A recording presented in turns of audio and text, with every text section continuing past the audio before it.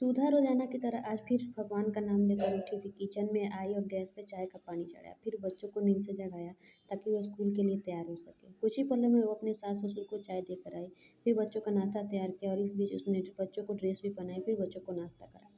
पति के लिए दोपहर का टिफिन बनाना भी जरूरी था। इस बीच स्कूल का रिक्शा आ गया और वो बच्चों को रिक्शा तक छोड़ने चली गई।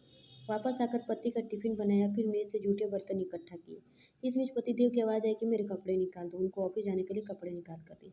वे पति के लिए उनके पसंद का नाश्ता तैयार करके टेबल पर लगाया ही था कि छोटी ननद आई और ये कहकर गई कि भाभी आज मुझे कॉलेज जल्दी जाना है, मेरा भी नाश्ता लगा देना।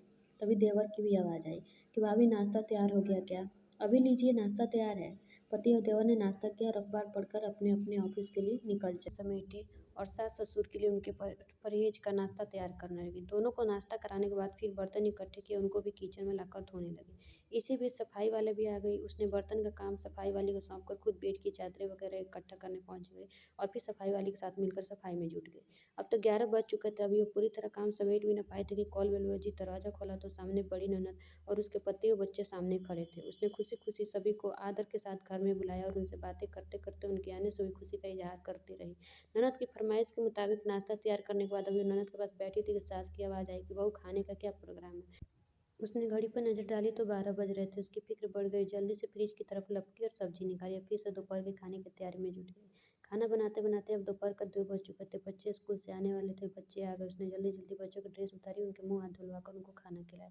इस बीच छोटी ननद भी कॉलेज से आ गई और देवर भी आ चुके थे। उसने सभी के लिए मेज पर खाना लगाया और खुद रोटी बनाने में लग गई।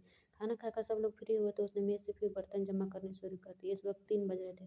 अब उसको खुद को भी भूख का एहसास होने लगा था। उसने हटपट देखा तो उसमें कोई रोटी नहीं बची थी। उसने फिर से किचन की ओर रुख किया। तभी पतिदेव घर में दाखिल होते हुए बोले कि आज देर हो गई, भूख बहुत लगी है, जल्दी से खाना लगा दो। उसने जल्दी जल्दी पति के लिए खाना बनाया। मेज पर खाना लगाकर पति को किचन से गर्म रोटी बना कर देने लगी।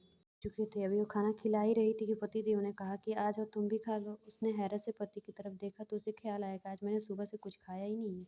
इस ख्याल के आते ही वो पति के साथ खाना खाने बैठ गई। अभी पहला निवाला उसने मुंह में डाला ही था कि आंखों से आंसू निकल आए।